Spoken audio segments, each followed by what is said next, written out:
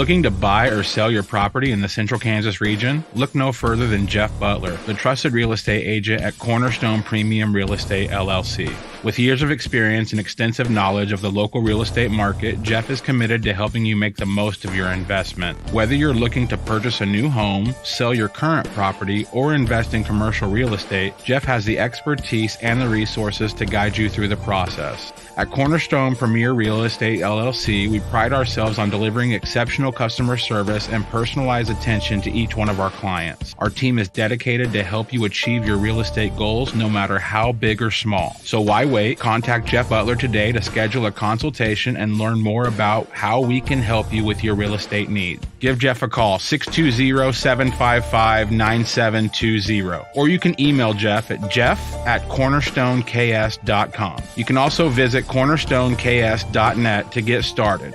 This episode is sponsored by Big Fish Bail Bonds. Big Fish Bail Bonds is your first choice in bondsmen. We are located 3 blocks away from the Sedgwick County Jail in Wichita, Kansas. We accept all major credit cards and we accept payment plans on big bonds with no collateral in some cases. Find us at bigfishbailbonds.us or give us a call at 316-262-4100. Big Fish Bail Bonds. Big or small, we release them all.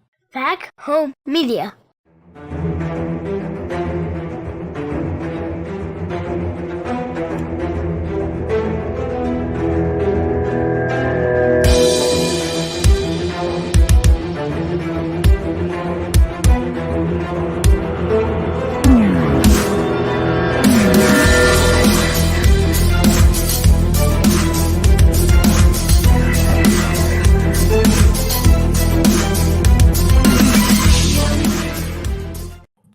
Hello, everybody, and welcome to another Kansas Missing and Unsolved podcast. I'm your host, Ricky Chabrugge. Joining me again down there in Arizona is Derek. How you doing, Derek?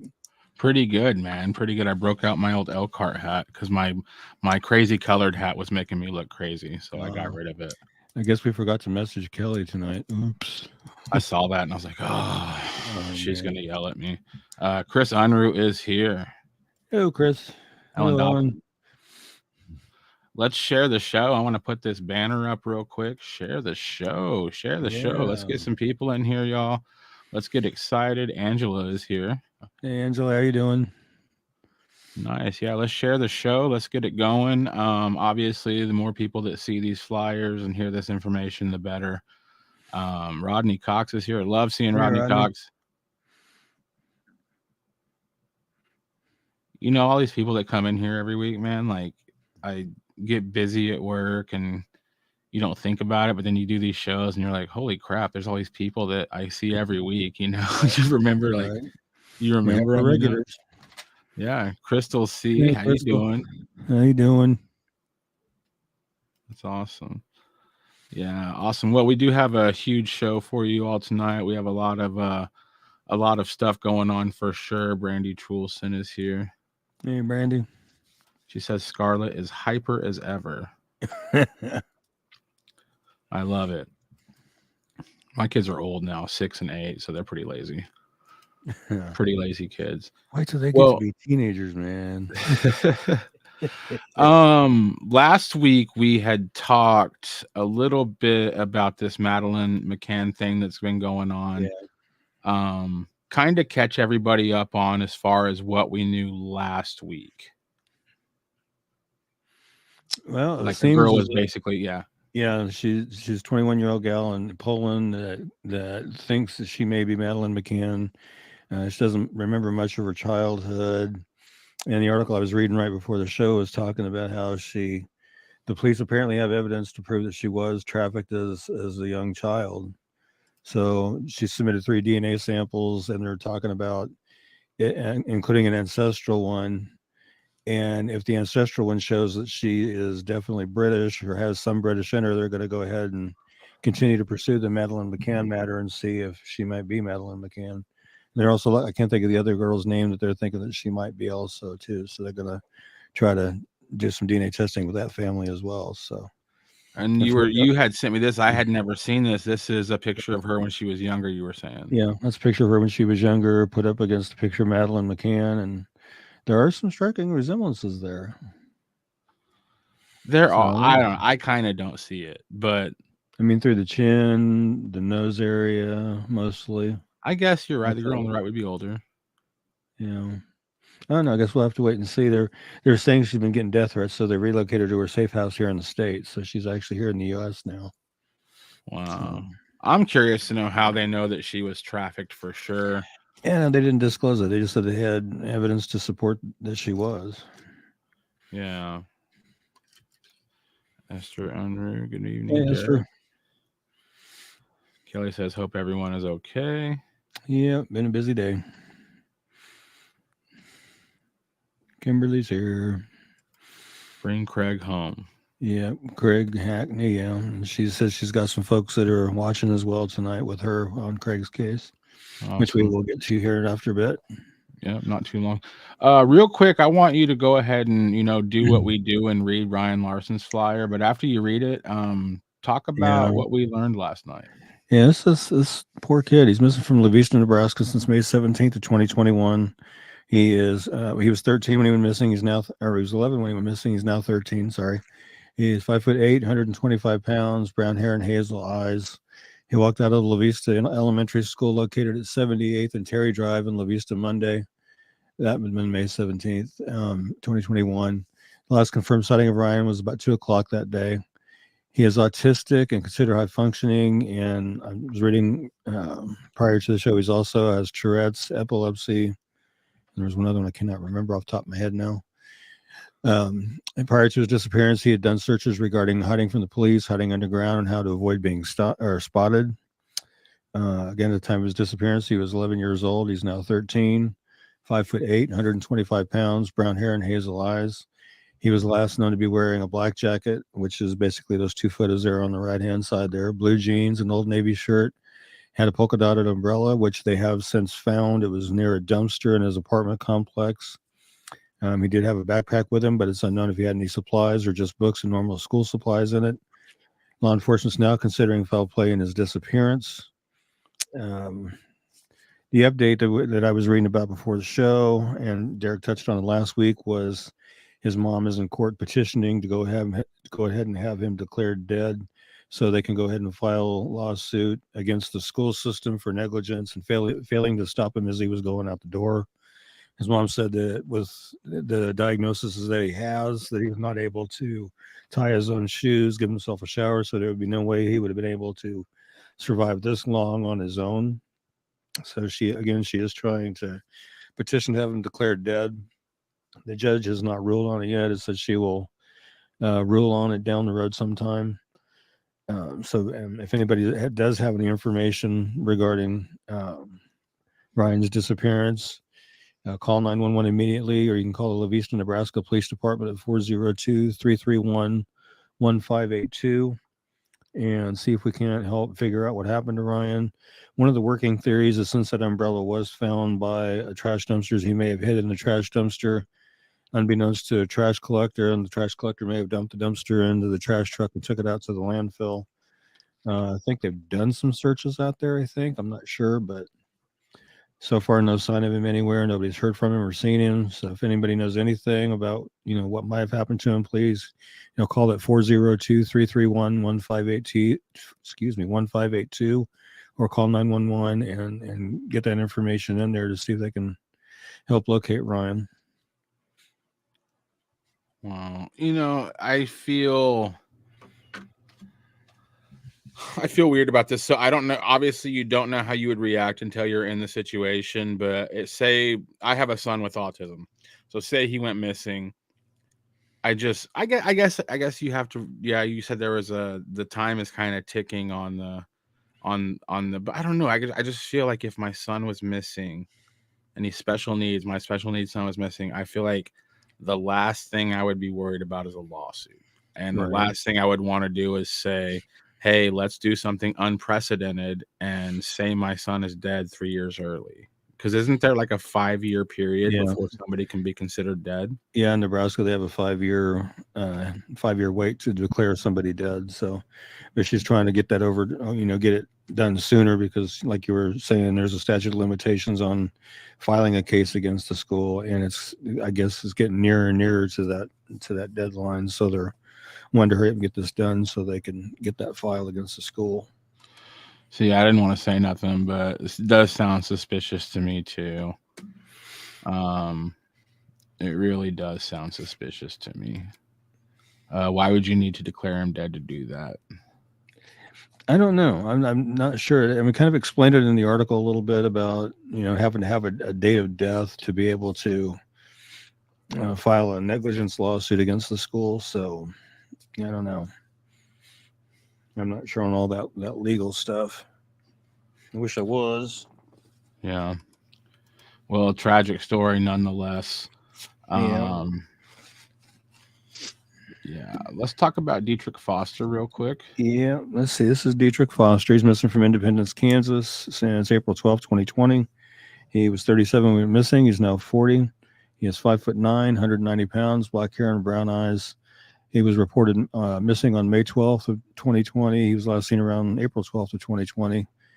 Detectives and KBI agents from the Independence Police Department are conducting the case as a homicide based upon findings during the investigation into Dietrich's disappearance.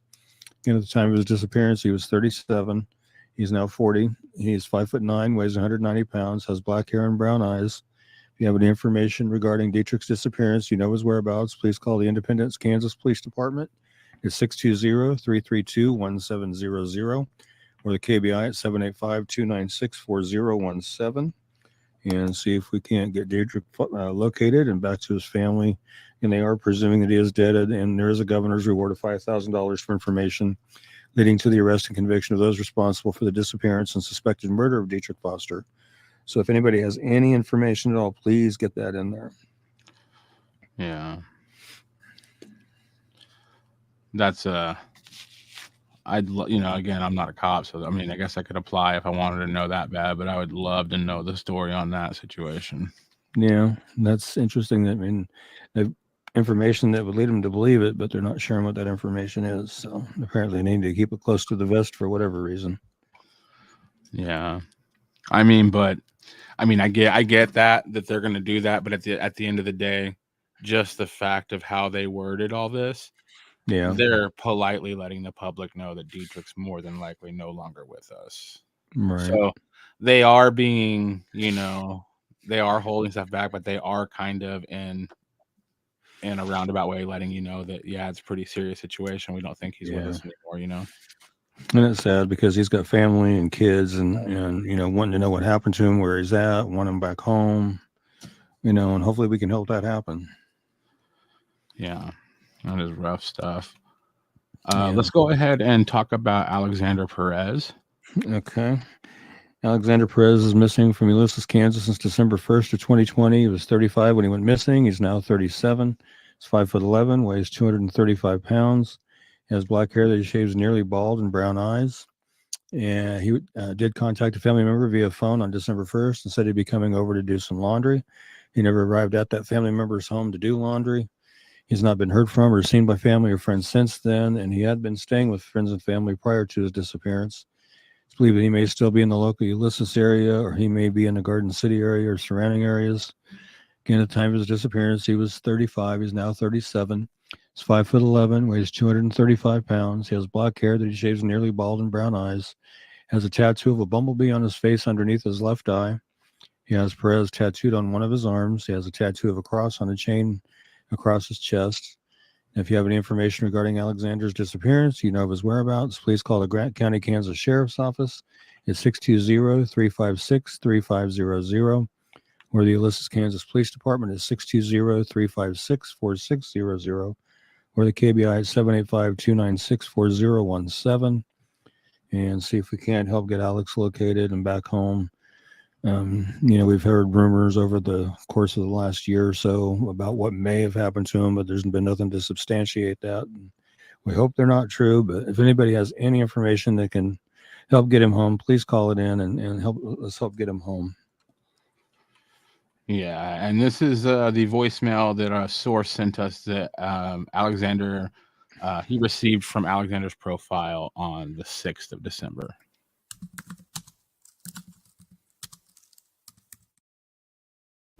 I don't know, man. I'm supposed to be going back early morning to go get some shit, and then go get some other stuff down there and bring it back down here, but I don't even know, man. It's been wild down here. It's been crazy. Fucking been held at gunpoint and robbed and tried to beat me up. Fucking, it's a bunch of crazy shit going on in GC, man.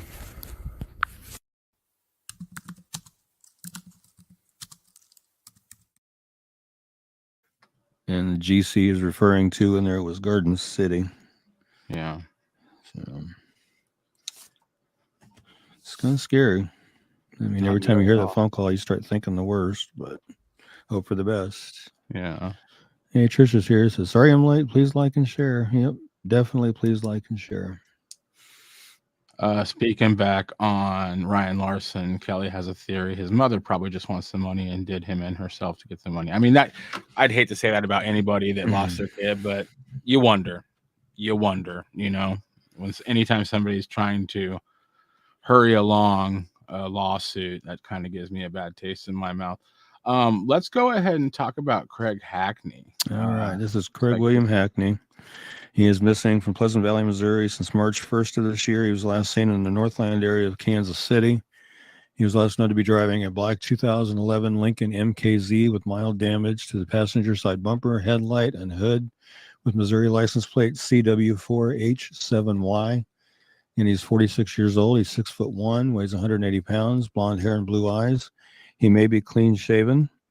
If you have any information regarding Craig's disappearance, you know his whereabouts, please call the Pleasant Valley, Missouri Police Department at 816-781-7373 or the Missouri State Highway Patrol at 573-526-6178. And their toll-free number is 866-362-6422. I did have a conversation yesterday with a family member of Craig's, and they're, trying to come up with different things to try to help get him found, and asked me for some suggestions, and I gave them some suggestions, and they said they've contacted law enforcement agencies, and law enforcement's basically told them that the family's done all they can do, the police has done all they can do. They say they really don't have a direction of travel that he went, and the area that he went missing from is close to a highway, so they don't even really know which direction to start looking. So, if anybody has any information at all regarding Craig, whether you've seen the vehicle, you've seen him, call those phone numbers on the flyer. Again, the Pleasant Valley, Missouri is 816-781-7373. Missouri State Highway Patrol is 573-526-6178. Toll free 866-362-6422. See if we can't help them get Craig found. I know they're really worried. They've been just really having a tough time with this, trying to figure out what happened to him, where he went. So see what we can do to help him out. Got a lot of comments. A lot of Craig's friends are here tonight, it looks like. Yeah, we definitely want to help get him brought home safe. Kimberly brings up a good point. So I was talking to Patsy's son, Patsy from last week. Who's Patsy Clark? Yeah, Patsy Clark. Yeah, I talked to her son this weekend for 2.5 hours. Oh wow! And he was asking me, how I learned about his mom's case, and I was like, I'll be honest with you, man. Like, I do so much stuff behind, like, every week when you send me the flyers, like, I have to make them into this format for the show, and I don't have time to read them while I'm doing that. I just put the flyers on the formats. I, update all the phone numbers. I change the names on stuff. So I often learn about the people on our show when you read them. Right.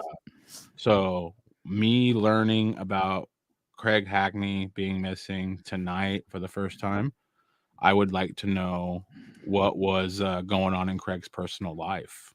Was something, as far as everybody can, was he having any kind of mental issues? Like, was he stressed out? Was he having money issues? I mean, you always wonder when an adult goes missing. You wonder if, because we see it a lot. People just take off. They get stressed out.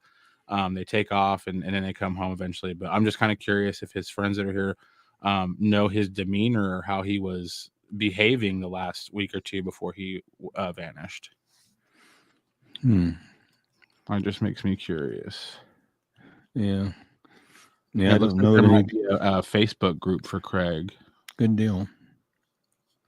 Yes, I don't know anything on the background of who the people he was staying with or anything. That was never mentioned in any of the conversations I've had or any of the posts I've read or anything like that. So it'd be interesting to know, what kind of relationship he had with the people he was staying with.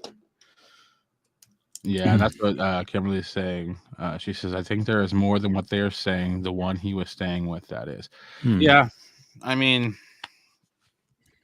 I don't know. Like, it's always possible. I mean, you can't rule anything out. yeah, I mean, it's That's sometimes. Yeah, go ahead. That's why I get kind of. I mean, this is kind of going a little different direction, but like with juveniles, mostly, it's where I get irritated when law enforcement jumps on the wagon and says, "Oh, they're a runaway." They come out said they ran away or they willfully ran away. I mean, don't assume anything. I mean, keep every investigative avenue open. Don't just narrow it down to one avenue. Keep everything open until investigation proves that, hey, this is the avenue we need to go down, and keep everything on the table. Yeah. That's what gets me. Yeah, Tammy Sue says she's just getting here, but she says anything can happen, especially with the dating scene online. That is 100% true. Yeah, I mean, I've done since the beginning of the weekend. I've done 3 located deceased flyers, updated 3 to located deceased, one including a 13-year-old kid.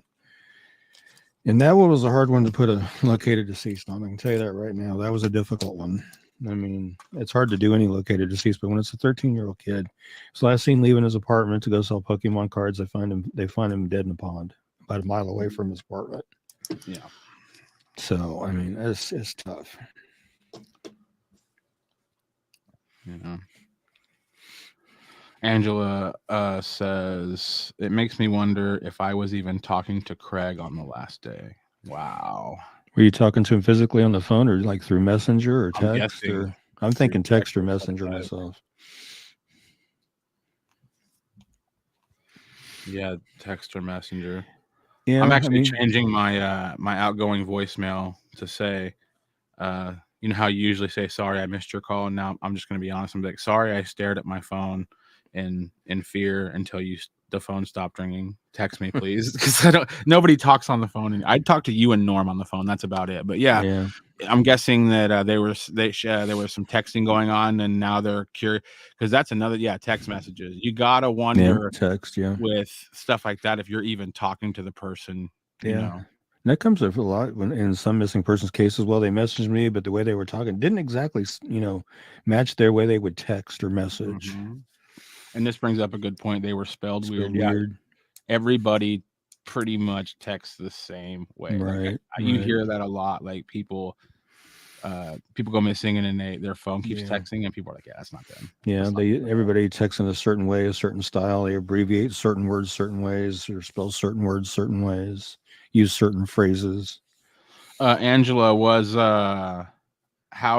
so you were talking to Craig through text message, I'm assuming on March 1st. How did that end? How did Craig how did you stop communicating, and how, like, what was the circumstances on when he stopped replying? Just kind of curious. Yeah, Rosa says bring Craig home. And I'm thinking that's what the Facebook page is. Yeah. I feel like they just think he was suicidal and are leaving it at that. I honestly thought that at first, but I do not think that anymore. Craig would have been found by now. He wouldn't leave his kids in limbo like that. Wow. Okay, yeah. He has kids. Yeah. Oh, wow. Yeah.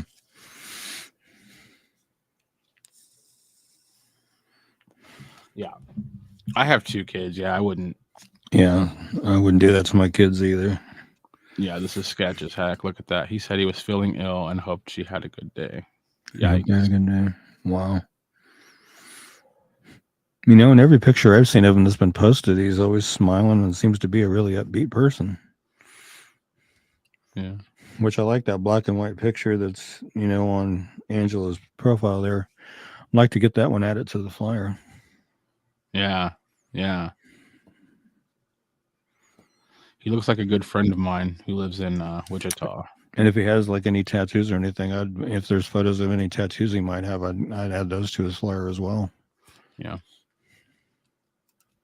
He has a heart of gold. That's awesome. Yeah. Well, we're sorry for all of Craig's loved ones. Really, really tough situation, but we'll share his flyer until we can get him found. Yeah, my heart goes out to all you guys out there that's looking and trying to find him. I know they've been printing and handing out flyers and posting flyers and just getting him out there everywhere they can get him out there. I was tagged on a post that's on my Facebook. Somebody took a picture of a stack of flyers they printed and said, "Hey, we're going to be putting them in this area. If anybody wants to come out and help, come out and help." So I know they're doing it, and that's good. That's good to see. Just blanket that area big time. Amanda says, I created a Namus account and they have pics of all of his tattoos. Awesome. I'll go check that out and I will pull some of them and add them to my flyer. Ricky and I'll repost it. And I'm making a note so I don't forget. She says he called in Tuesday night for Wednesday. He was expected here Thursday around 10 a.m. Okay. No problem, Angela. No problem. You're welcome, Angela. Definitely. Anything we can do to help, let us know. She said there's a tattoo on his back that's not except for the one on his back. Okay. But the bone on his back says Shelby. So that's good information to have. Yeah. I'm writing that down again so I don't forget that. Yeah. Well, I hate that,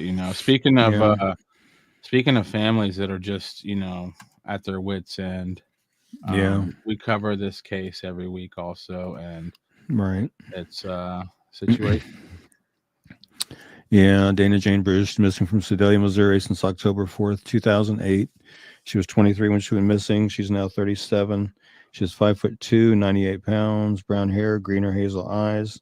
She was last seen at her children's babysitter's home in Sedalia. She had left her children there that night so she could go out for the evening. She returned at midnight and gave the babysitter more money and asked her to watch the children for the rest of the night. Dana was seen at Malone's Bar on Main Street with a young man driving a late model red Ford F-150 truck earlier on the night of her disappearance. She left with that man at 11:30 p.m. Police have identified the man Dana was with on the night she vanished. He traveled to Atlanta, Georgia after her disappearance, and police questioned him about Dana after he was arrested there on unrelated charges of marijuana possession and driving on a suspended license. Authorities haven't named him publicly, but they are calling him a person of interest in her case. He told his questioners that he and Dana parted ways after they left the bar and never saw her again after that. She left all of her belongings behind, including her hairbrush and toothbrush. She does not have credit cards, debit cards, a checking account, a cell phone, or a car. Again, at the time of her disappearance, she was 23. She would now be 37. She's 5'2" and weighs 98 pounds. She has brown hair that was colored brown at the roots, black at the ends with red highlights and green or hazel eyes. Dana was last known to be wearing a black shirt with the word Rebel and silver lettering on the front and blue jeans. Dana has a tattoo of a teddy bear with wings and the name Dylan on her upper left arm. She is blind in her left eye. Dana has a 2-inch scar along her lower spine and a staple scar on her right shoulder. Her ears are pierced 1 time each. If you have any information regarding Dana's disappearance or you know of her whereabouts, please call the Sedalia, Missouri Police Department at 660-827-7823 or 660-826-8100 or the Missouri State Highway Patrol at 573-526-6178 or their toll-free number 866-362-6422. And see if we can't help get Dana located and back to her family because, as Derek was saying, there's another family that's been looking now for close to 15 years trying to find Dana and wanting to get her home. Her kids are teenagers now and, they all want answers and want Dana home. Yeah. And see if we can't make that happen. Ellen says, thanks for everything you do. She is missed very much. Yep, you're very welcome, Ellen. Just a very perplexing case, too. Yeah. You're very welcome, Brandon. And like I said, I'll get those pictures added to his flyer, and then I will start getting it sent out to everybody so you guys have it, and you can take it and print that one off and put it out there, too, if you want to. You're very welcome, Kimberly. Rosa said she's his cousin and he was working for her. Okay.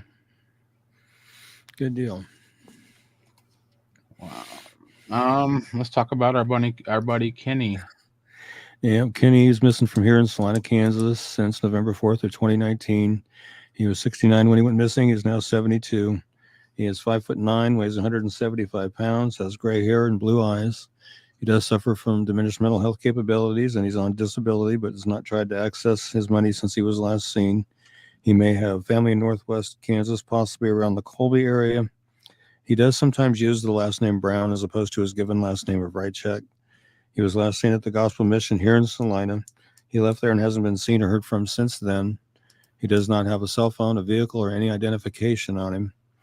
His main mode of transportation was his bicycle that he would like, I've talked about this before. He'd ride around town picking up scrap metal, take it over to Salina Iron and Metal, which is now known as All Metal Recycling, and sell it for some pocket money since his payees weren't real good about making sure he had pocket money when he was out and about. If you have any information regarding Kenny's disappearance, you know his whereabouts, please call the Salina, Kansas Police Department at 785-826-7210 or Crime Stoppers at 785-825-8477, or you can text SA Tips to Crimes, which is 274-637, or visit www.pd.salina.org and follow the Crime Stoppers link to submit a tip, or you can call KBI at 785-296-4017 and get your information in that way if you have any regarding Kenny, and see if we can't get him located and back to where he needs to be. My understanding was he was evicted from his apartment, which is right across the street from the police department, and taken out to the mission and was staying there. And the information I got was he was having issues with another resident there, and so he left. And that was the last time anybody's seen or heard from him. So how long between when they dropped him off at the mission and then they heard that he was having trouble with a resident there? That I'm not sure on. And the I person gotta tell you, and it's not just the police department. And when I lived in Garden City, there was a trailer park that, it was low income housing. Essentially, it was trailer houses, and I'll be honest, it wasn't awesome to look at, but people lived there, and they all got kicked out so they could build, an extension to the dorm. So it happens all the time where the city basically says, hey, we think that your part of town is not very good looking, so we're going to kick you out and bulldoze it and put something else here. But like people like Kenny, essentially he got dropped off at a shelter and nobody's seen him. Yeah. That's bad. That's like a bad. Well, the block they lived on was kind of like what you were talking about. They apparently the city bought up that block and everybody had to move. They tore the houses down and they made a private parking lot for the police department. Yeah, and if it wasn't the police department, it would be anybody else that had the money to buy that area and bulldoze it. You know what I'm saying? It's just it seems like Kenny's collateral damage of somebody trying to make a buck, and I don't think them doing that caused this, but them doing that kind of caused this. He got uprooted from his house. He lost his routine, and who knows where he is now. And Tammy says she can't believe he's still missing. Everyone knows him. She remembers seeing him when he would walk to school there. Yeah. I used to run into him like at gas stations on the corner and stuff like that, where he was playing pinball, video games, whatever, and standing there talking to folks. And he's just the nicest guy. I mean, people would call him some derogatory names that I never liked, but nothing I could do about because I was just a kid. But right, he was just the nicest guy. And I remember when he had red hair. It wasn't gray. He actually had red hair. I was gonna, about 5 seconds before you said that, I stopped myself. I was gonna say, where did he go to high school? Because I'm sure we can, through the Freedom of Information Act, if there's like a yearbook photo of Kenny, the school has to give it to us. Yeah. I know there's a lot of areas around town where apparently they've bought up blocks of houses and tore them down to make room for something else. I've seen that a lot around town in recent years and stuff, including over where I used to live, where I went to grade school at from kindergarten to 5th grade. They tore my old grade school down. They tore the block of houses to the north of that down and rebuilt a whole new school right there. It used to be Whittier Elementary, and now it's called Cottonwood. But Yeah, they tore houses down to redo that, and then there's a place over just off of Santa Fe to the east where they've tore out a lot of old apartment houses and stuff, and it's just a big empty lot now, just sitting there big and empty, nothing there. And then they did that over on Mulberry and Fifth Street, where they tore a bunch of houses and apartment buildings out to make room for this big old fancy hotel. Wow. Yeah. Well, it's huge. I have good and bad news. We'll cover a few more cases, but if you're watching here in the next 5 minutes, we have a special video from Brandon Smith that me and Ricky were not expecting tonight. Oh, really? Yeah, it's the one. Yeah, you know what we're referring to. So yeah, it's not a happy video, but it's a video that needs to be done. And so we'll show that. We'll show a few more flyers, and we're going to show you a video. So please stick around for that. Let's talk about this case. This looks like I couldn't really find anything minus what you have on the flyer. Right. I didn't find much more than what I have either, to be honest. But this is Rosie M. Schlicker, missing from Kansas City, Missouri since March 14th, 1978. She was 20 when she went missing. She would now be 65. She's 5'6", 120 pounds, blonde hair and blue eyes. She was last seen at the Truman Medical Center in the 2300 block of Holmes Street in Kansas City, Missouri. She's never been heard from again. And few details are available in her case, pretty much what we have there. Again, she was 20 when she went missing. She'll now be 65. She's 5'6", weighs 120 pounds, has blonde hair and blue eyes. I wish those were color pictures instead of black and white. She has a scar on her right hand and a tattoo of a Harley Davidson on her right buttock, and her ears are pierced. If you have any information regarding Rosie's disappearance, you know her whereabouts, please call the Kansas City, Missouri Police Department at 816-234-5220 or 816-234-5111, or the Missouri State Highway Patrol at 573-526-6178 or 866-362-6422, and see if we can help get Rosie located and back to where she needs to be. Wow. Yeah. Tattoo of a Harley on her right buttock. Interesting. Yeah. You'd be surprised, buddy. You'd be surprised. Oh, I've heard some stories over the years about tattoos and tattoo placements. I'll say it, dude. So I was right. My parents pretty much raised me never to get a tattoo. I have a few, but my parents were pretty against it for religious reasons. Right. And my grandma was like the queen of being religious in our family. Mm-hmm. And when I was in high school, she told me she had a tattoo of a horse on her butt, and she was serious. I was like, what? I'd never understood it, but you'd be surprised how many people that you would never expect have weird tattoos. Yeah. See, like you, my grandmother was our religious person in our family as well, as was my dad. And I think my grandmother actually had my dad beat, because my grandmother's mother, my great grandmother, she was an ordained minister. My great grandmother. So yeah, and man, that woman could preach. Let me tell you what. I believe it, man. Brandon has a butt tattoo, but you have to come to the live shows to see it. I don't want to see it. He showed it to a radio show in Raleigh one time. I listened in on the radio. The studio audience was quite impressed. Let's talk about Nellie Hubbard. This is going to be a double flyer here. Yeah, because I sent him an article to go with this. But Nellie Hubbard, this is an unsolved homicide from Salina, Kansas, March 14th, 1981. It's been 42 years now. Nellie was found deceased in her residence at 1008 East Elm. On the cot she slept on in her living room. She was covered with a sheet, and the scarf she usually wore was found on the floor. My understanding from a lot of the articles I've read today, because I did a lot of deep diving into this one today, and she did put up quite a struggle during her attack. Ultimately, Nellie died of asphyxiation. She also suffered 8 broken ribs. One was broken in 2 places. She also had a broken nose in her throat, or a broken bone in her throat, excuse me. She also had an injury to the back of her skull. She also had bruises on her arms, and there was evidence of other internal injuries. Upon searching her home, investigators found $93,000 in cash throughout the house. My understanding is it was placed in coffee cans in various locations around the house, and over $100,000 in certificates of deposits, and a large quantity of silver coins dating back to 1886 were discovered as well. Investigators also discovered that Nellie's home was filled with miscellaneous household items, trash, and other clutter that made 2 bedrooms completely unusable. She was a hoarder, basically. She does deserve to be able to rest in peace. And the only evidence that I know of that I've heard about that they've found in her case was a Zippo lighter. If you want to show that real quick there. I don't have a color picture of it. I have Googled my brains out trying to find a picture of that lighter, but I found this article. I looked all day for a color version of at least the lighter, not necessarily that photo, but just of the lighter. And the information on it says that the lighter is painted red, white, and blue with stars and bearing the banner "Vote."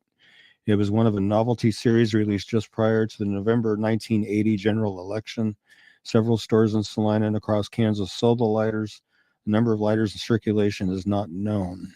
So that particular lighter there that he's holding is actually a duplicate of that lighter. The actual lighters in Topeka in the KBI evidence storage. But yeah, if anybody can turn me onto a photo of that darn lighter, I would be greatly appreciative because I'd like to get a good clear color photo of it. Yeah. But, if you want to go back to our other flyer now. Yep. I did so many Google searches looking for that thing today. I'm telling you, I'm about mining them from that. But if you have any information regarding Nellie's murder, please call the Salina, Kansas Police Department at 785-826-7210 or Crime Stoppers at 785-825-8477 or text SA Tips to Crimes, which is 274-637, or visit www.pd.salina.org and follow the Crime Stoppers link to submit a tip, or call KBI at 1-800-572-7463 and see if we can't get some justice in her case. Another interesting note on her case was in 1984, two officers from the police department went down to Florida and talked to Otis Toole, who was the companion of Henry Lee Lucas, serial killer that traveled around the country and claimed over 100 murders. Some have been debunked, but some of them they were actually able to tie him to. But at that time, they were saying that they were in the Salina, Kansas area around the time she was murdered. So officers went down and talked to them, and ultimately they dismissed them as suspects. But that was a little interesting little turn there in her case. Is Otis Toole is also known for being a suspect in John Walsh's son Adam Walsh's murder as well. I don't remember what happened with that as far as the investigation goes on that, but they were suspecting him of Adam Walsh's murder at one time. Yeah, I don't think they've solved it, but yeah, no, they haven't solved this either. No. It's kind of puzzling that you can't find a picture of Nellie Mae Hubbard. Yeah, the only picture I found was in an article that I'd found. I was on the Salina Public Library website going through the newspaper archives, and it's a crappy. I mean, you can see a little of her hair, a little of her chin, a little bit of a lip, and that's it. So I'm hoping to try at some point to find an actual photo. Yeah, that would be very helpful. Yeah, I have never been able to find one. And apparently even though the way she lived was not the best, she was actually a very wealthy woman, obviously from the money that they found, but she also owned apartments and farms and rented the farms out. And I mean, she had a lot of properties. To me, it feels like, because if there was $93,000 sitting in her house, yeah, I don't think it was a robbery. No, unless I was telling my brother earlier, I was telling him, unless somebody had heard a rumor that there was supposed to be a lot of cash in there, and they went in and saw that there was so much stuff in there, they just said to heck with it, and killed her and left. I don't know, man. $93,000 in cash, like, yeah. To me, like, I feel like it has to be somebody she knows, and it was a crime of passion. Like, yeah. One article I read, the police chief at that time, John Woody, he had made a comment that this wasn't a robber, this wasn't a thief or anything like that. This was a cold-blooded killer. And I was like, well, yeah, it makes sense. Yeah, it needs to be found, caught, something. Yeah. And when that happened, I used to live 3 blocks down and a block over from where that happened. So that was, and at that time, that's where I lived. So I was like 4 blocks away from where that happened. Sheesh. Yeah. Let's go ahead and play the video Brandon made for us. Okay. If you need a video of any type, you can go to backhomemedia.com, click contact, and we'll help you out. We're watching Kansas Missing Unsolved podcast. We'll be right back after this.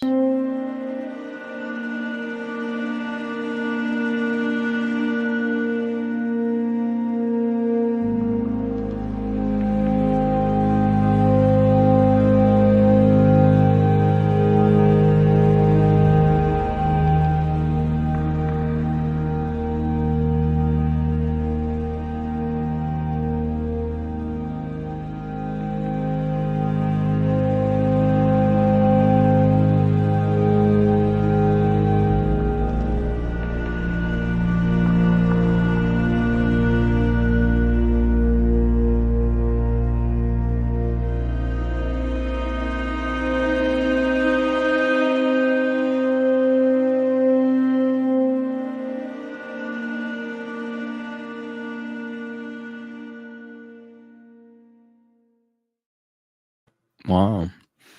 I had to do a double take when I saw eyes blinking. I was like, wait a minute. That was really, really good. Yeah. A friend of mine did that with a photo of my dad because my dad's been deceased for 40 years. And he did that with the last photo my dad had taken. And wow. Yeah. It really, it's an emotional thing to see. It is. Yeah. We have quite a few cases left to cover. Thank you so much to Brandon Smith for making that video. We'll post it to the Facebook page as well so everybody can see it. Let's talk about Leilani. Yep, Leilani Kearns. This is one I just did this morning, actually. Missing from Wichita, Kansas since March 12th of this year. She is 16. She is 5'5", 115 pounds, black hair and brown eyes. She went missing on the 12th at 3:50 in the morning. She was last seen wearing gray sweatshirt, camo pants, and she didn't have any shoes on. If you have any information regarding Leilani's disappearance, you know her whereabouts, please call the Wichita, Kansas Police Department at 316-660-9452 or 316-660-9456 or 316-263-6011 or the KBI at 785-296-4017. See if we can't help get Leilani found and back home to where she needs to be. No shoes makes me feel like she was like possibly be running from something. I don't know. Yeah. That's possible. I don't know. Like she's also 16. So maybe when I was 16, I would leave my house without shoes, but I don't know. It seems like one of the most important things you grab on your way out, your shoes, if you're going to be gone for this long. Yeah. Kind of worrisome, in my opinion, that she didn't take her shoes. Yeah, definitely.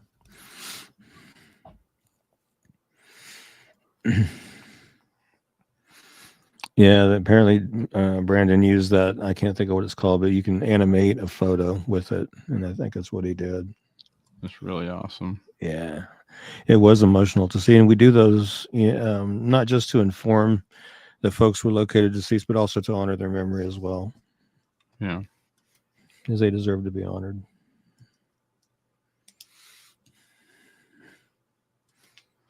And then Angela's saying that she'd message her.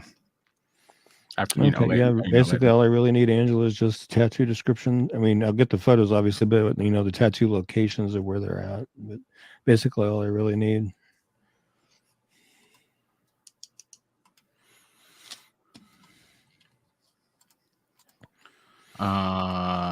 Wendy says, I knew parents that took their kids' shoes at night thinking that would stop them from sneaking out. It didn't work. Oh yeah, I'm sure. Yeah.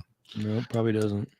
I'm just saying, if it was a situation like that where they took her shoes and said if she was like sneaking out, but I mean, it just seems like somebody who leaves the house without their shoes. The only point I was trying to make was that I don't feel like somebody that left the house without their shoes was planning on being gone for very long. I don't think it's like somebody was like, well, I'm going to go out for 2 weeks without shoes. I understand going up to the store and back in somebody's car or something, but just, taking off for long purposes, Yeah, and sorry for my pin clicking. I tend to be a pin clicker, and I don't mean to do that while I'm reading, going over a flyer, but it's a bad habit. I got to learn to keep my phone or my pen down on my desk. I get it. Let's talk about an unsolved homicide. Tragically, we have Nicole J. Horde. Yeah, this one's pretty close to home too. She was Nicole Horde, 16. She was last seen by her parents in Salina, Kansas in August 2007. On October 18, 2008, 2 deer hunters discovered skeletal remains in a wooded area near the Republic River in Cloud County, Kansas, about 1.5 miles northwest of Concordia. The area is just west of US 81. In late October 2008, the Cloud County Sheriff's Office has never divulged any further details, such as the suspected manner of death, time of death, whether any weapons were found near the body, or how or if the remains were clothed. Despite this, Nicole's death is being investigated as a homicide. Nicole had been a student at Salina Central High School. She withdrew from school in February 2007. Her friends say shortly after that, Nicole moved to Concordia to live with a boyfriend. She did not maintain a close relationship with her family, but did occasionally communicate with friends online after she moved. According to a 2008 media report, Nicole's parents did not report her missing because police were already looking for her. A warrant for Nicole's arrest had been issued in May 2007 after she failed to appear for the third of 15 consecutive weekends. She had been ordered to spend in the Saline County Juvenile Detention Center. She was ordered to serve the time after pleading guilty to a disorderly conduct charge. After spending her second weekend locked up, Nicole told her parents that she couldn't stand it anymore, and according to her mother, she bolted and ran away. They last saw her in August of 2007. On November 3rd, 2010, agents with the KBI, along with Clark County Sheriff's deputies and Concordia police officers, began searching a mobile home and property owned by Concordia resident Chuck Robbins at 443 East 1st in a neighborhood a few hundred yards east of the U.S. Highway 81 overpass in North Concordia. Robbins gave authorities permission to search the property, including the mobile home, which he had converted into a storage building. The Cloud County attorney said the property was being searched in relation to Nicole's murder, but they would not say specifically why the property was being searched, only that there is obviously going to be something in there that we're looking for. 10 days later, on November 13, 2010, a search dog from Wichita that specialized in searching for signs of human blood, decomposition, and bones made identification or hits on the property. The Cloud County attorney would not comment on what exactly was found, only saying it may add another piece to the investigation. If you have any information regarding Nicole's death, please call the Cloud County, Kansas Sheriff's Office at 785-243-3636 or the KBI at 1-800-572-7463 or 785-296-8200 and let them know what you know and Nicole's murder that may help bring somebody to justice. That's terrible. Yeah, 16 years old.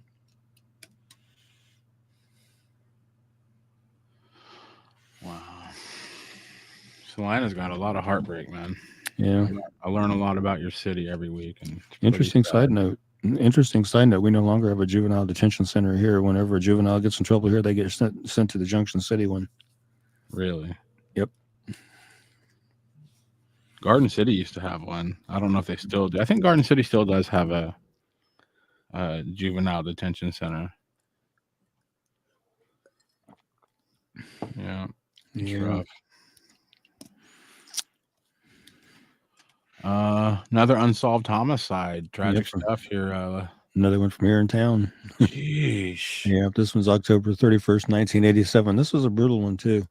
Mildred Hawks, 85, was found deceased outside her residence at 919 North 7th Street in Salina, Kansas on October 31st, 1987 by a passerby.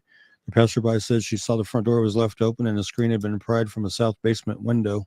Salina police surmised an intruder broke into Hawks' home late Friday, October 30th, 1987, or early Saturday, October 31st, 1987, tied her up and raped her. Police said she freed herself, but moments later died of a heart attack in her driveway while trying to summon help from a neighbor. Police said phone lines to the home had been cut. No suspect or suspects have ever been arrested in connection with this crime. If you have any information, no matter how minute you may feel it might be, please call the Salina, Kansas Police Department at 785-826-7210 or Crime Stoppers at 785-825-8477 or text SA Tips to Crimes 274637 or visit www.pd.salina.org and follow the Crime Stoppers link to submit a tip, or you can call KBI at 1-800-572-7463 and see if we can't get some justice for Mildred Hawk and her family members that are still around. That's another one's a bad one. I mean, tied her up and raped her, 85 years old. Why would you do that? I mean, why would anybody want to do that? That is god awful. I know. Yeah, Salina's got some pretty bad history here, I tell you.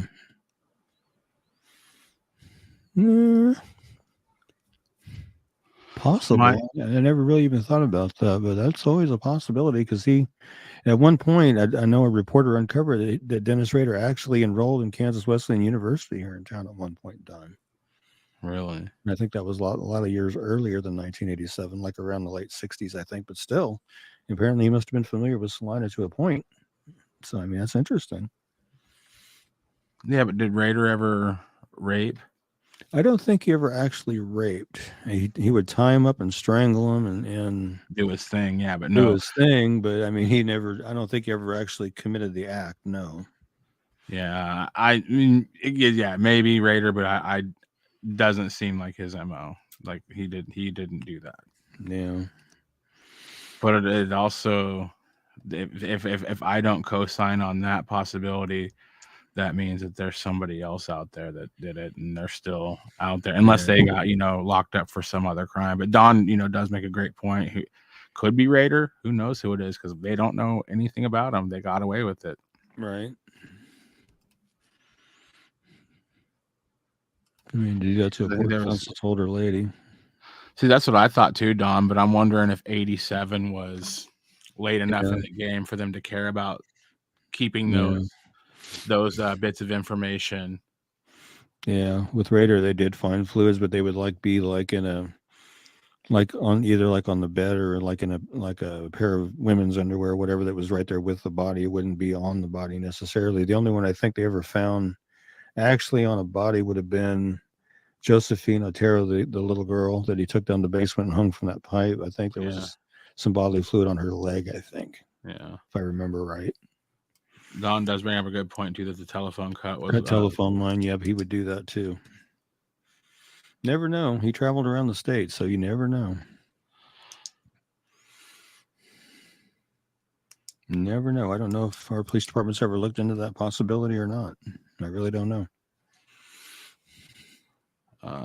Wendy has a question. Yeah, she was also from Slime as well. Nellie Hubbard, yes. But Nellie was about 6 years prior?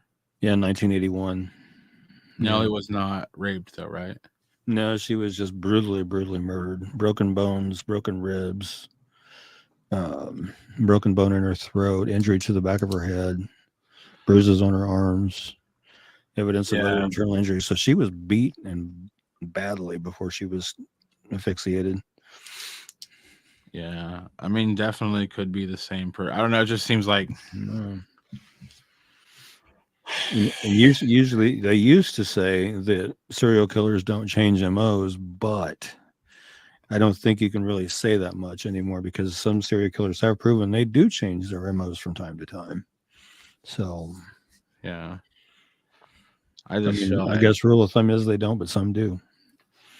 Yeah, who knows? I'm glad that people like Don and everybody and Wendy are here speculating with us. I mean, when we read the flyers, we tell you what the police say. We do like to have conversations, and everybody knows that it's we're just kind of speculating like everybody else. But I do enjoy the conversation and the stuff that people bring to the table.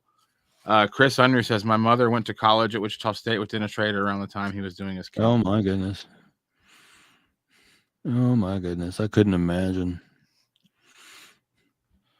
Crystal brings up a good point. Nellie fought back. Mildred probably didn't get the opportunity. That's true. That's possible.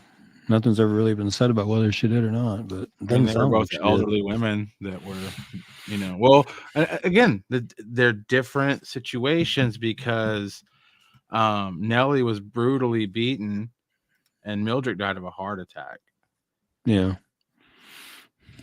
But she was raped. So, and they never really did say whether she was injured in any other way besides the rape. So I don't know. I'm assuming if she had if she was, brutalized, like hit in the face and stuff, they would, and she died, that they would have to, but the fact that the flyer says she died of cardiac arrest makes you wonder, maybe she wasn't beaten. I don't know. These are all great comments. And then Don says it's the signature that doesn't change generally. The thing that always got me about serial killers is a lot of people think serial killer automatically go to, somebody that looks off the wall crazy, drilling from the mouth or whatever. But typically your serial killers are very intelligent. They can do what they do and slip right back into normal society and act like a normal person. I mean, like Dennis Rader, he was married, church president, Boy Scout leader, married, 2 kids. Gary Ridgway up in Washington, the Green River Killer, he was married, had a son. He worked as a truck painter at a Kenworth plant. Ted Bundy, he was a law student, politician, going to college, going to law school. He was a lot of women said he was a very good looking charmer. And he allayed their fears very easily and very quickly. So, most serial killers are very smart and very cunning. Yeah, usually an outcast in some ways. Yeah. Bundy always felt he was inadequate for most women. He didn't feel like he had enough clout, enough money, enough power for most women. He always tried to achieve more. Talk about somebody who didn't know what they had. That guy had women trying to marry him after he was found guilty of brutalizing women. Like, turns out he was a looker. he didn't have to kill all those people. It's like, yeah, girls think you're attractive. You should not. He did manage to get with one lady that was one of his staunchest supporters and did a lot of running around and errands for him and stuff. And they did eventually get married, and they did have a daughter. Yeah, I remember. I've seen. Did have a daughter. Don't know what she looks like or where she's at or even what her name is, but yeah, Bundy's got a daughter out there somewhere. Well, hopefully she's a contributing member to Side. Maybe she's a great person. Who knows? Mindy says, I think Nellie was killed by someone she knew. They say if the body is covered, it's because the killer does not want to look at the person due to guilt. I can co-sign on that. Yeah, I could agree with that. I agree with that. If it was a stranger that just was out on a rampage, and considering the flyer doesn't say anything about sexual assault in Nellie's case, right. To me, it feels like it has to be somebody that knew Nellie. I even think the person that did it knew there was $90,000 in the house, but I don't think they cared about that money. To me, it seems like the amount of savageness that she went through that day. Right. To me, somebody just obviously wanted to get rid of Nellie. They didn't want anything. They didn't want her money. They didn't want her fancy things. They just wanted her dead. In my opinion, I'm not a cop. Don says anger. Yeah. And remember, she was a property owner. She had a couple of farms that she was renting out, and other properties could have been one of her tenants. Never know. Great point, Ricky. That's a good point, man. 100%. Yeah. Wow. Yeah, this is more than we've ever talked about stuff. I like the new I like the new thing. Here we go. Let's talk about Gina Cyphers here real quick. Yep. Another Solana case. What is going on? I am not visiting you ever. Yeah, and this one we actually covered back in December as part of the cold case card thing, but I wanted to cover her again tonight. But Gina Bridget Cyphers, she was 24. She had an infant son, and by all accounts, she was a loving mother and a good person. December 28th, 1995, Gina dropped off her 15-month-old son at a daycare program. It's a program called Morning Out for Moms at a Salina church. When she didn't return a couple hours later, the daycare called her boyfriend at work. He went to the mobile home they shared and found Gina brutally murdered. My understanding is she was murdered and she was put in a closet, was my understanding. The baby was suddenly without a mom, and police were left with the case as proven to be a tough one. It was a crowded mobile home park in the heart of the city with trailers that were close together. The violence happened sometime between 9 o'clock in the morning and noon. Still, all these years later, Gina Cyphers' murder remains unsolved. And that trailer park no longer exists. It's an empty lot now. Initial newspaper reports said that she was stabbed, but police are still keeping a lot of details secret. They say there have been a lot of leads that have gone nowhere. If anybody has any information on Gina's death, please call the Salina, Kansas Police Department. Again, 785-826-7210, or Crime Stoppers at 785-825-8477, or text SA Tips to Crimes 274-637, or go to www.pd.salina.org and follow the Crime Stoppers link to submit your tip. You may receive a cash reward of up to $1,000, and you're not required to give your name.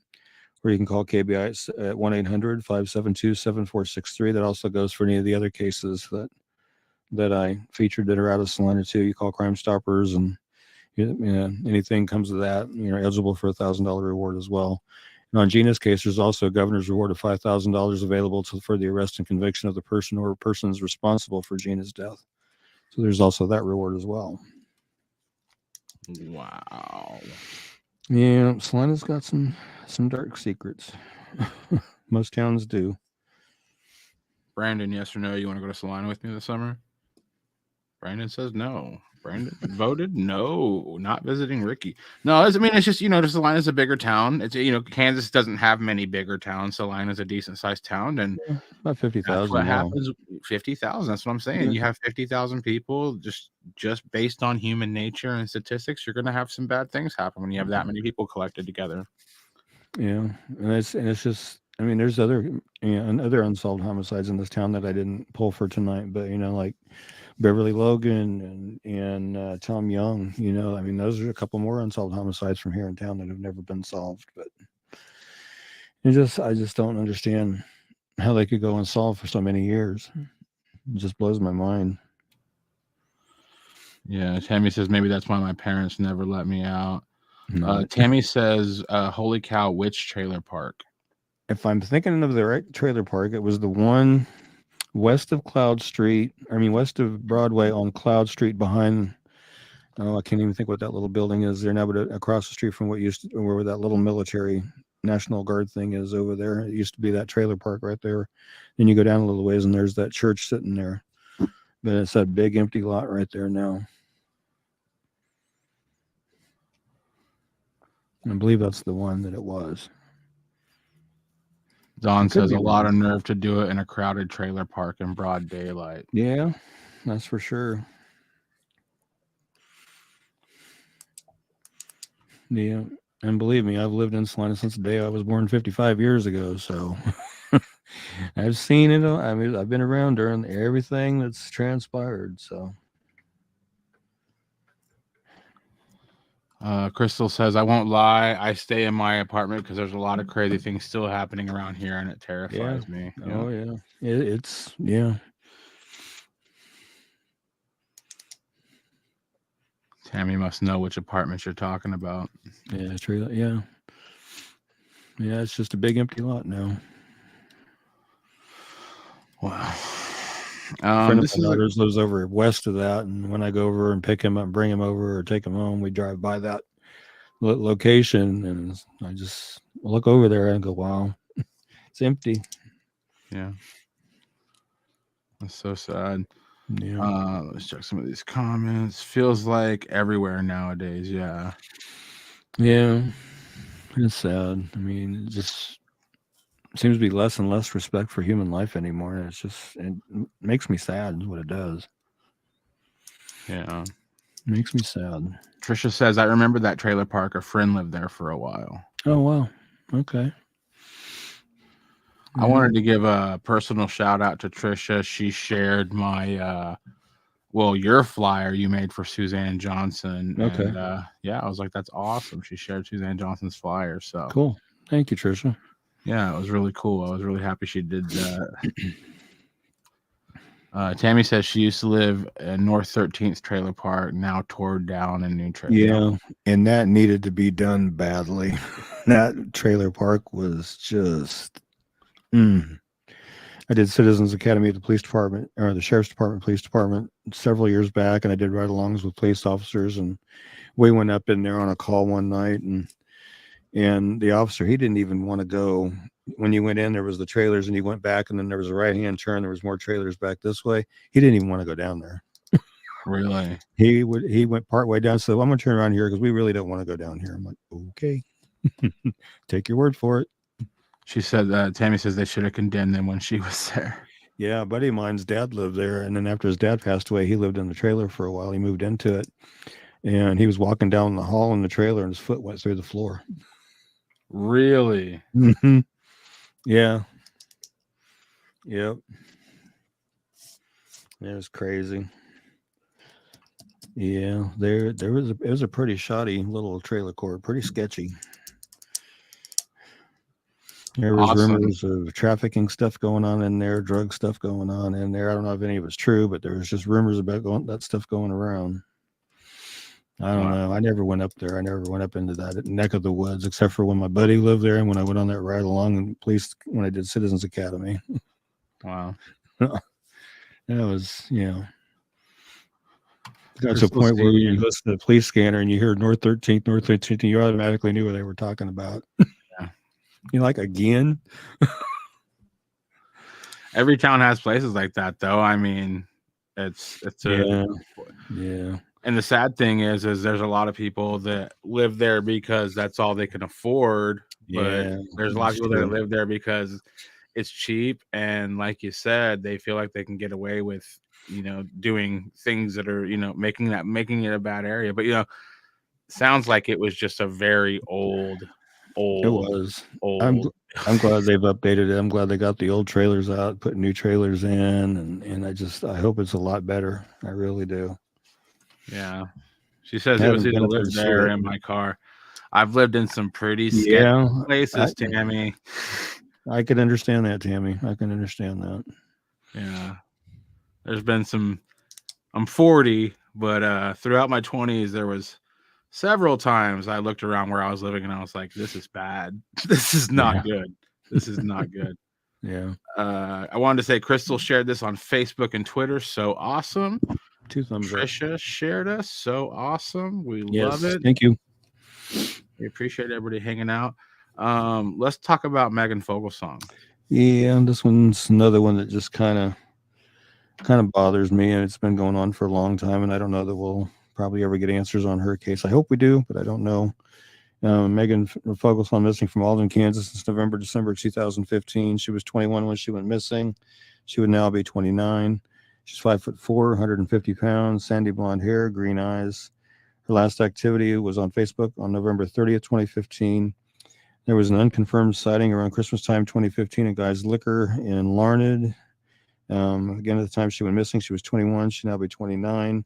She's 5'4", weighs about 150 pounds. Her weight does fluctuate. She has sandy blonde hair that she does dye occasionally and has green eyes. She wears glasses but does have contact lenses. She has a tattoo on her left hip of a flower design pictured up there on the far right-hand side there. Also has a tattoo on her left wrist of a heart and a design that's just thick, thin. It's kind of an infinity inside of a heart there. And she has a tattoo on her upper right chest, both pictured above in the second photo from the right. And she does have a tattoo on her outer left calf of a dream catcher, which I was not able to get a photo of. The thing about her case is David Madden she was seeing him at that time. It was kind of an on again, off again thing, and it wasn't the best relationship from what I was told. And he was the last person to actually, I guess, see her. And unfortunately, he murdered his dad, and then police were trying to chase him down. They managed to run him off the road, and as they were approaching the car to apprehend him, he shot himself and took whatever he knew about Megan with him to the grave, unless he did happen to tell somebody, which I'm hoping he did, and I hope they will step up and say what they know if he did. And I'm often wondered if maybe that's why he didn't kill his dad, because maybe his dad knew and he didn't want his dad to say anything. I don't know. I mean, that's speculation on my part. I don't know. But if you have any information regarding Megan's disappearance, her whereabouts, please call the Rice County, Kansas Sheriff's Department at 620-257-7876 or 620-257-2363 or the KBI at 785-296-4017. See if we can't help get her located and back to where she needs to be.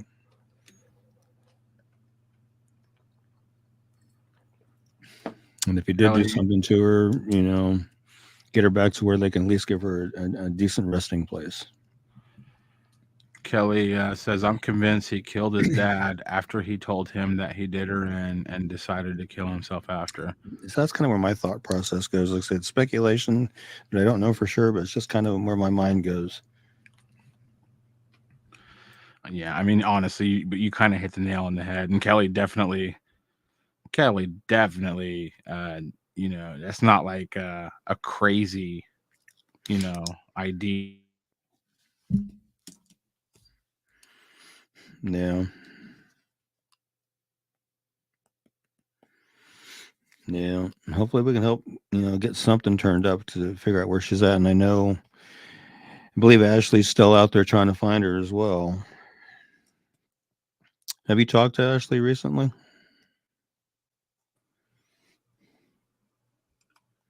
Did you mute yourself? Hey, buddy. I don't know if if he was there. He might be back now. I was going to jump in. This happened the other night. It might be my internet surged out for a second, but I should be back. But go ahead. Yeah, you're okay. I was just saying, hopefully somebody out there still might know something about what might have occurred and will step up and speak up and do the right thing and get that information in. So hopefully they can, get Megan and bring her home. And if she is no longer with us, a decent resting spot. Yeah. It's sad. Did we lose you again? No, I was looking at my CPU. Oh. I'm just making sure nothing's going on. Oh, gotcha. Okay. Wow, that happened to me the other night when we were hanging out. I don't know what's going on. I'll have to. Maybe your computer's starting to go bzz, bzz, bzz. Probably. Yeah, Mindy says, yep, he may have confided to his dad. He might have. That could be too. Yeah, Dawn says she thinks his dad may have been ready to turn him in for Megan's disappearance. That could be as well. Crystal says maybe his dad overheard or read something where he confessed, so he killed him to keep him from telling. I mean, this seems like a pretty popular. She says, "I wish we could find her. She's so beautiful, and I wish that we could do something about her." Yeah. No, I was asking, do you know if Ashley's still doing active searches for her? I'm not sure. I was actually going to reach out to Ashley tonight since I saw you were covering this, but I might reach out again and see if she can do like a at least send me a voice message, a voice memo of an update of some sorts. Yeah. Just to let me know what's going on. See if she has any updates. But yeah, we should check that out for sure. Yeah, because I know she's got that Megan's Voice group or page that she does, and she's been doing active searches for her, trying to find her. And I think at one time she said that they were making some progress, but she didn't say what kind of progress or anything. But I thought she was saying they were making some kind of progress. I don't know. Wow. Well, hopefully we can. I'll see if I can get her to send me a voice message or two and update us, and we can play it on next week's show on Thursday. Okay. But yeah, I'd love to hear more. Let's talk about Jemiah. Yep, this is one I did, I think, last night. She's missing from Wichita, Kansas since February 10th, 2023. She's 15. She's 5'8", weighs 215 pounds, has black hair and brown eyes. She may still be in the Wichita area, or she may be in Topeka, and she may be in need of some medical attention. So again, she's 15 years old. She's 5'8", weighs 215 pounds. She does have black hair, but she does wear wigs, and she does have brown eyes. Her ears, her nose, and her septum are pierced. If you have any information regarding Jemiah's disappearance or you know of her whereabouts, please call the Wichita, Kansas Police Department at 316-660-9452 or 316-660-9456 or the KBI at 785-296-4017 and see if we can't get Jemiah located and back to where she needs to be. And thank you, Brandon, for jumping in while Derek was having a little bit of a snafu there. I want to play this because it's been a few months since we played it, but I want to play this real quick. If you or someone you know is thinking of running from home, has run away, or if you are a runaway ready to go back home, call 1-800-RUNAWAY. That's 1-800-786-2929. Just in case anybody's watching. Okay. It's definitely good information to put out there. And not just for any runaways in Kansas, any runaways in any other state that just may happen across the show and watch it. Yeah. You know, it's right there. Let's talk about this case. Looks like it's a double case. Yeah, it's a husband and wife. Yeah. And we do know from time to time some of these runaways do watch the show because we had one turn himself in while we were doing the show that one night. Yeah. It's pretty crazy. This is Billy Bob Black and Mary Lou Black, missing from Atchison, Kansas since September 11, 2009. Billy was 74 when he went missing. He's now 87. He's 6 foot tall, weighs 190 pounds, has gray hair and brown eyes. Mary Lou was 72 when she went missing. She'll now be 86. She's 5'1", weighed 115 pounds, had gray hair and brown eyes as well. They left their home in the 2400 block of Pacific Street in their light blue four-door 1990 Honda Civic with Kansas license plate number AWX605 and never returned. Their vehicle has never been located. It had paint missing from the hood, and its exhaust system is loud and dangles from the undercarriage. After their disappearances, the lights were found turned on in the Blacks' home. Billy and Mary's driver's licenses were there, as well as a checkbook and some cash, and Billy's insulin was in the refrigerator.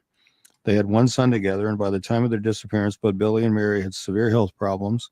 Billy was stressed from having to care for Mary and told their son it would be better for him if his parents weren't around. Authorities and members of the Blacks' families believe they're no longer alive.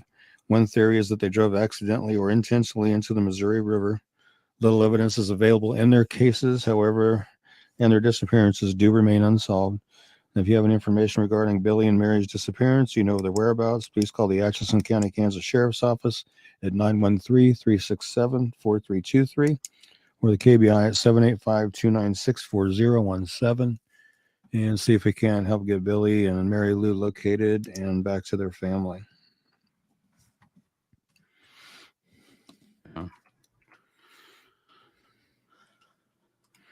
That's kind of a sad case, really. Told her only son that they would be better off he'd be better off if they weren't around because they were both dealing with severe health problems. That's sad. 2009. Yeah. So it's been not quite 14 years. It's been a while. I know Muddy Rodder's Search and Recovery. They've been planning on trying to do some searches for them, and I was just watching a video of theirs a couple days ago or so. I think it was Sunday, and they've got a new inflatable boat sonar set up to where they can do better searches in bodies of water for vehicles underwater. So they're hoping to get that going here pretty soon. That's a really sad story. Yeah.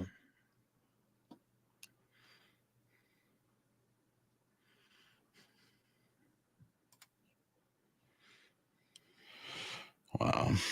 We got some comments here.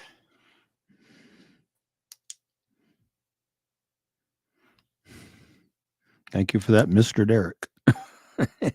From Dawn. I think I'll start calling you that from now on, Mr. Derek.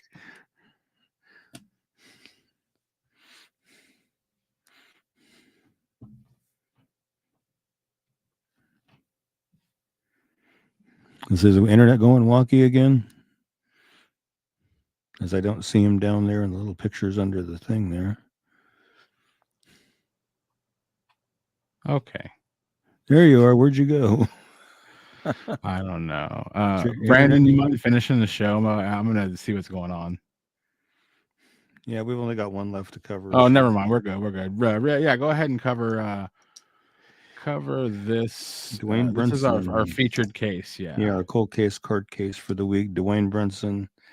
It's on March 18th, 2018. Dwayne Brunson of Great Bend was at Deuces Bar in 3105 North Arkansas in Wichita on Saturday night and into early Sunday morning, March 18th, with some friends when some kind of an altercation took place.